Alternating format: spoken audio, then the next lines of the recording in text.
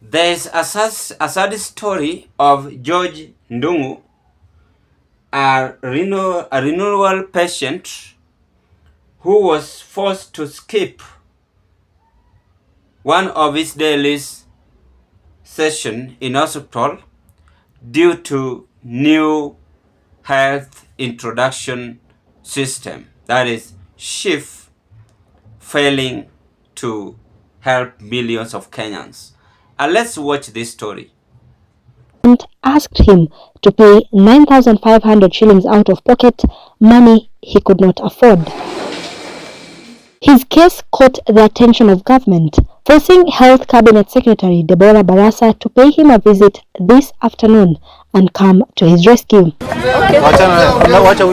But as the health boss was addressing the media at the same spot where the septuagenarian's plight caught the attention of Kenyans, George Ndungu, another renal patient, was fighting to get the attention of Barasa after he failed to afford payment for his dialysis treatment. Nikasema nitasaidika, kaniambia nitasaidika. Penye nimeongea naye akachukua namba yangu na akaenda. Sasa sijui kama nitasaidika ama bado nitakaa hivyo. Na bado niko na shida. After failing to get immediate help, the 46-year-old sat pensively on a flower bed along Nakuru's Kenyatta Avenue as he thought of his next course of action. Today, his hopes of undergoing dialysis in the private facility he has always been receiving treatment were thwarted by a system failure. The father of two was forced to skip one of his 2 sessions last week after he failed to raise 9,500 shillings required for his treatment. Zai ni kuumia. Mimi nimeumia. Sasa hata majukumu nimelemewa. Sadly, today, the ongoing transition from NHIF to SHA failed him again. Ndungu was forced to go back home, feeble, in pain, and his body wearing out due to toxins.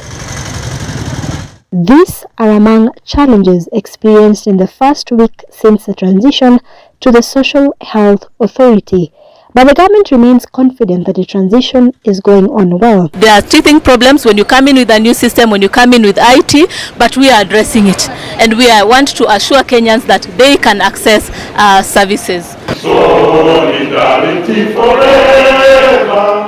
Meanwhile, the public sector unions have threatened to down their tools after the government failed to address challenges related to this new health system. Their issues include non-provision of comprehensive medical cover for public servants and increased deductions for inferior services. The government should come and tell us why they are predisposing Kenyans to death, because it was unnecessary for them to launch SHA prematurely. Ruth Sarmoi Chesenge, NTV, Nakuru. It is not a bad idea. It is a good idea that in each and every human life, you must grow. But growing, you must prepare for the challenges. Or even I've gone far to give example. At your job position you are, maybe you are having interest to carry on going to the next level, or vacating, or still become stagnant. Mr. George Ndungu cried after you've watched that video. He regrets, and it's a kind of relief this man have given us today. The issue of SHIF, and in fact, this is going to make millions of Kenyans to skip treatment. Ruto's government have a good dream and vision. Problem with them is that they rush into things. They rush into things which might hurt millions of Kenyans as we speak. It's very sad and very wrong that the NIF had failed because of SHIF due to technical issues.